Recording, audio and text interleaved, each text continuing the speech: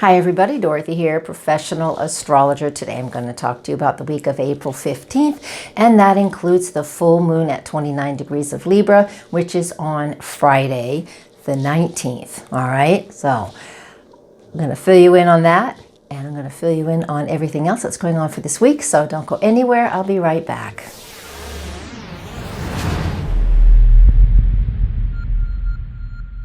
All right, guys, welcome back. Thank you for joining me. Now, please come to my website, nastrastrologer.com. You can read this written forecast. Will be there. You get additional information in the written forecast because I don't ever remember everything that I write down. And sometimes I say more here than in the written. So do both. Come to my website, read the forecast, join my newsletter so you know when that forecast is coming out. All right, let's talk about Monday the 15th, and I'm going to include Tuesday the 16th in here because the moon in the sign of Virgo both days. Whatever you're working on, whatever is going on in your life, if you're feeling the need to be hypersensitive, if you feel the need to focus a little more on whatever you're doing, then I would say do it. The moon in Virgo is particular and it wants everything organized, categorized. It wants things in the right place. And the only way to do that is to get very focused on it. So if you're feeling those needs throughout Monday and Tuesday, just know that that's the moon in Virgo encouraging us to pay attention to the details, whether that's something you typically do or not.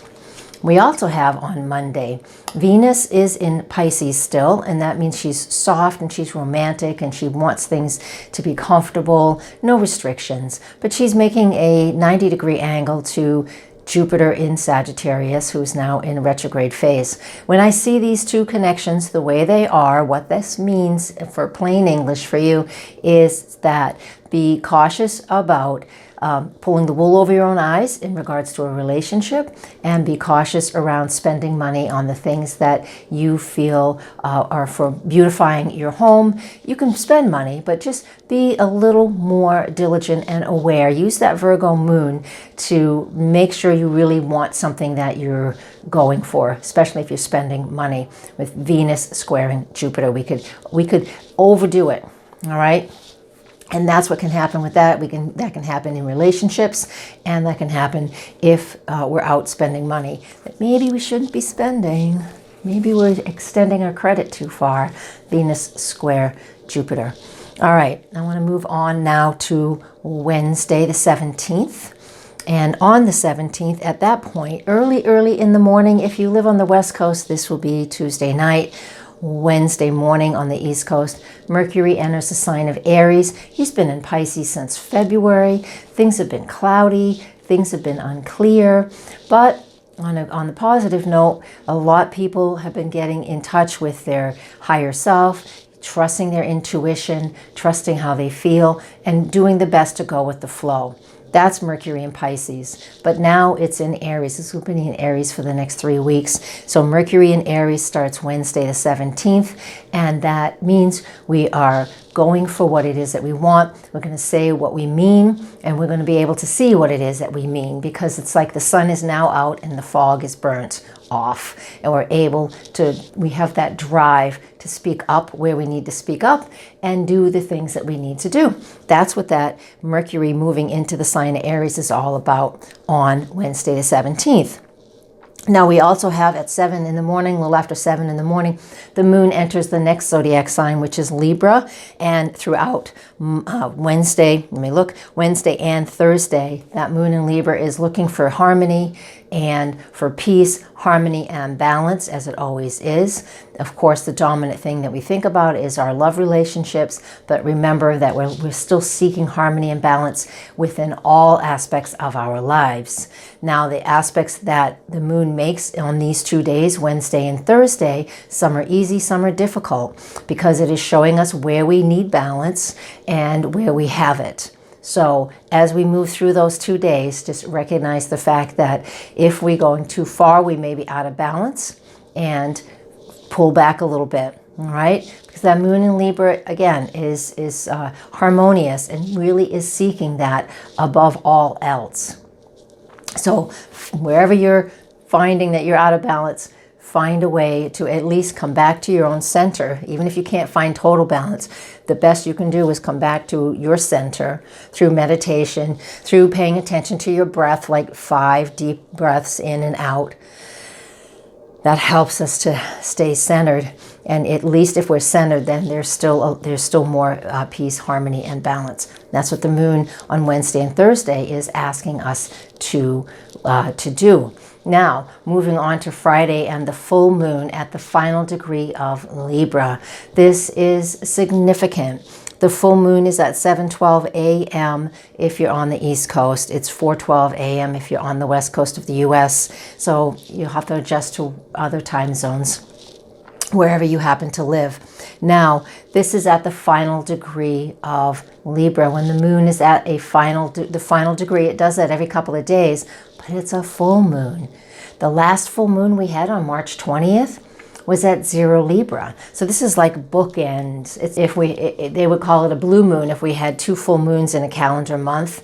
Well, this is an astrological type of blue moon, if you will, because we had on March 20th a full moon at 0 Libra, and now we have it at 29 Libra. The 0 Libra on March 20th as a full moon was about innocence and beginnings. And now this full moons are always about releasing and letting things go. So this is where we're feeling, after the last couple of days, all this energy coming to a head around relationships and harmony and balance.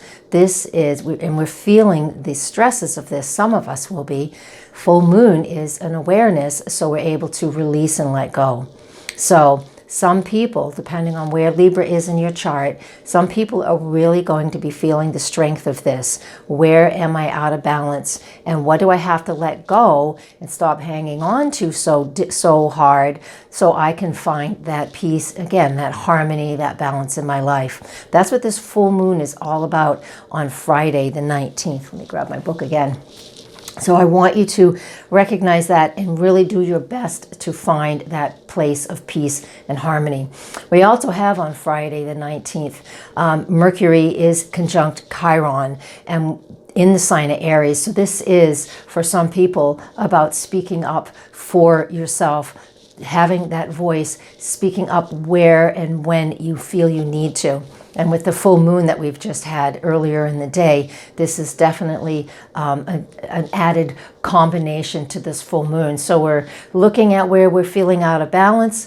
Most of us will be able to tell where we're out of balance, because that's when we don't feel great. And we're going to let go of the things that, even if we don't want to, we're going to release and let go of those things that are creating the disharmony in our lives. That's what this full moon at that final degree is all about. And the addition of Mercury in Aries conjunct Chiron in Aries. So we're able to speak up for ourselves and speak up for the things that are important to us. All right? Excellent.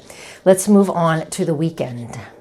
So Saturday the 20th, first day of Taurus. The sun enters the sign of Taurus at 4:55 a.m. East Coast. I love it. It's the fixed sign of spring for the Northern Hemisphere. That means, especially here in New England, we're finally going to get to see some plants blooming, trees blooming. Things are finally starting to sprout. Taurus is all about love and beauty and wonderful smells, and all of those fantastic things, art. But it's very earthy, it's very grounded. So Saturday is a wonderful day to get outside, to do yard work because of the sun in Taurus, but also just to appreciate the beauty around you. This is so important. I love this time of year because it always shows us, there's so much new life out there, and especially in the earth. So I love it. Enjoy this Saturday. We also have on Saturday, the 20th, Venus entering the sign of Aries. So she's just left her watery romantic place in Pisces, and now she's in Aries. So she didn't get what she wanted through her romantic endeavors with Venus and Pisces. Now that she's in Aries, she's just going to tell you what she wants. She's going to be assertive, and she's going to go after what it is she needs. And I say she because it's a very feminine planet in a very masculine sign. So we could feel aggressive. I would rather say assertive, but we might feel assertive to step up for what it is that's so important for us, what it is that we love, what it is that we value. We can really feel the itch to do it. So Venus in Aries, the final word on that is be assertive, we'll be aggressive, we'll say what it is we want, and we'll step into it and not wait for anything to come to us. We'll go for it. That's Aries energy, always full of initiative, all right? Excellent. Now, the moon at this point in time as well. I didn't fail to mention that. Just after the full moon, just an hour or so after the full moon, the moon enters the sign of Scorpio. So all of Friday and all of Saturday and half of Sunday while the moon's in Scorpio, this is very deep, passionate, and intense emotion. So we had that full moon in Libra, but immediately we got into energy that is deep and intense that goes from Friday into Saturday. So while Saturday, the sun in Taurus, and we're out there enjoying things that are beautiful, Venus in Aries, we're out there going for what it is that we want with no reservations.